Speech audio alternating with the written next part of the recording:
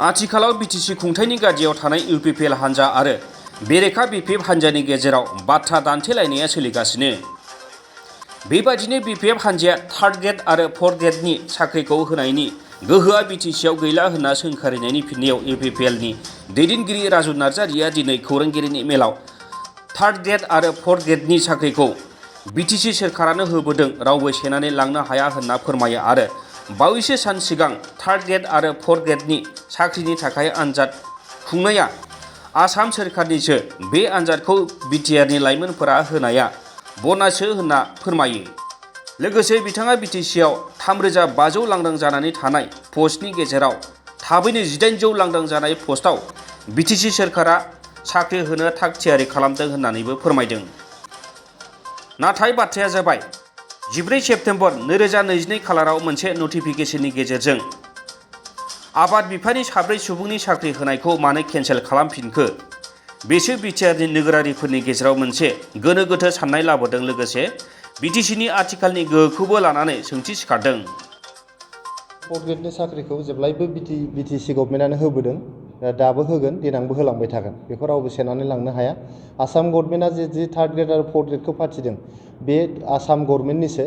जोंहा बनाससो जादों। जोंनि बिटिआर ओनसोलनि लाइमोनफ्रा जायफोर परीक्षा होदों, जायफोर एन्ट्रेन्सखौ होदों, बिथांमोना आसाम गभर्नमेन्टनि रिक्रुटमेन्टआव मोनगोन। लोगोसेयै जोंनि जे बिटिआर सरकारनि सिङाव 3500 जे जोंहा थार्ड ग्रेड फर्थ ग्रेडनि भेकेन्सि जानानै दं, बेनि गेजेराव 1800 भेकेन्सिखौ थाबैनो फिलआप खालामनो थाखाय आसाम बिटिआर सरकारा माने थाग थियारि खालामगासिनो दङ। गतिके जोंनि थार्ड ग्रेड फर्थ ग्रेडखौ माने आसाम गभर्नमेन्टआनो हरजोबसिगोन होननाय जिनिसा नंखाय। बे जिनिसा जेब्लायबो जाया। जोंनियावल' नङा, जिखुनु 6 सिडिउलाव कार्बि आंलंआनो जा, डिमा हासावआनो जा, बेयावबो हरा। गतिके नोंथांमोना बेखौ सरकारखौ फोथायनांगोन। थाबैनो जेब्लानाखि जोंनि सरकारनिफ्राय एडभार्टाइजमेन्टआ ओंखारगोन, होमब्ला नोंसोरो मिथिगोन जे जायफोर मानसिफ्रा दा बानसावदों बिथांमोना लाजिनांगोन। राजु नार्जारि बिथाङा लोगोसे नोंथांमोनहा सोरखाराव गोबाव सम थाबाय, दा मानो बेरेखा हान्जायाव थानो गोब्राब मोनदों होननानै सोंथि खालामो। बाथ्राया जाबाय, बबे मोनसे राजखान्थि हान्जाया खुंथायनि गादियाव थायालासिनो बेरेखा हान्जानि गादियाव जिरायनो लुबैयो? गोबाव सम नोंथांमोना सरकाराव थाबाय। सरकाराव थानानै दिनै जिहेतु गणतन्त्रआव मोनसे खुंथाय हान्जा थायो आरो मोनसे हेंथा हान्जा थायो। नोंथांमोना हेंथा हान्जायाव जिरायनो मानो गोब्राब मोनदों? हेंथा हान्जायाव थानानै नोंथांमोना दाफामलु जुदि हेंथा हान्जानि बिफाव लायोब्ला, होमबा जों खोनासंनो राजि। नोंथांमोना जेरै जोङो दिनै सुपार 50 होननाय मोनसे मिशन लन्च खालामदों। जोंनि ओनसोलाव आइएस आइपिएसफोर गैया, इउपिएससि पास जानानै अफिसार जाफैनो, रेभिनिउ अफिसार जानो थाखाय गैया। गतिके जोङो 50सा बेबायदि मानसि दिल्लीयाव फाथायहरदों। Engineer, medical.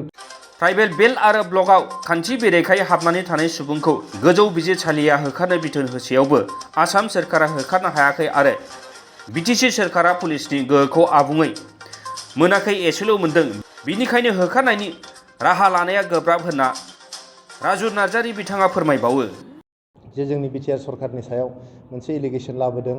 जोंनि बिटिआरनि चिफ सार बिथांनि सायाव मोनसे एलिगेसन लाबोदों जे जोंनि जे ट्राइबेल बेल्ट एन्ड ब्लक बा जोंनि 6 सिडिउलफोरखौहाय गुबुनारि हाबफैनायनि बा गुबुनारिखौ होखारनो हायाखिसै, जायफोर हाबसननानै थाफैनाय बिथांमोनखौ होखारनो हायाखिसै होननानै मोनसे एलिगेसन लाबोदों। गतिके आं बेयाव बुंनो लुबैदों जे जोंनि जे 6 सिडिउल दङ, 6 सिडिउल जे बे मोनसे एरेन्जमेन्ट, बियो 1950 मायथाइनिफ्रायनो दङ। बेखौ जेब्लाबो सोलायनो हाया। जों बिटिआर गभर्नमेन्टखौ बारहो, आसाम गभर्नमेन्टआबो बेखौ सोलायनो हाया। बेनि रुल्स रेगुलेसन्सफ्रा कनस्टिटिउसनेल एमेन्डमेन्ट, पार्लियामेन्टआव एमेन्डमेन्ट खालामबासो बे जिनिसखौ सोलायनो हागोन। लोगोसे ट्राइबेल बेल्ट एन्ड ब्लकआ 1882 मायथाइनि Assam land and revenue regulation जोंनो दाजाखानायमोन। 1948 मायथाइयाव चेप्टार 10खौ सोसनदेरनाय जादोंमोन। गतिके सम टाइम टु टाइम बेखौहाय आसाम गभर्नमेन्टआ गोख्रोंसिन खालामनो थाखाय एमेन्डमेन्ट खालामदों। दा बेवहाय जोंनि बिटिआर गभर्नमेन्टआ बेखौ एमेन्डमेन्ट खालामनायनि बेवहाय गोहो गैया। बेयो जिहेतु आसाम गभर्नमेन्टजोंसो दाजानाय मोनसे आयेन। आरो नोंथांमोना मिथियो, दिनैहाय बेयाव हाबसनफैनाय सुबुंफोरखौहाय माने होखारनायाव बेवहाय हाइकर्टआ मोनसे अर्डार होदों। हाइकर्ट अर्डार होसेयावबो आसाम गभर्नमेन्टआ दिनैसिम बे जिनिसखौ होखारनो हायाखै। आरो बेवहाय बिटिआर गभर्नमेन्टआ जिहेतु दिनैसिमबो जोंनि पुलिसनि पावारखौ फुराफुरि मोनफुंजोबाखै, पार्सियेलिसो मोनदों। दा बेवहाय बेबायदि मोनसे स्टेप लानाया जोबोद गोब्राब होननानै जोंनि हेंथा हान्जाफ्रा मिथिगौ। थेवबाबो बिथांमोना दिनै जोंनि सरकारनि मोखाङाव हाब्रु सारनो थाखाय जोंनि पार्टिनि इमेजखौ गाज्रि खालामनो थाखाय बेफोर बाथ्राखौ बुंबाय थादों।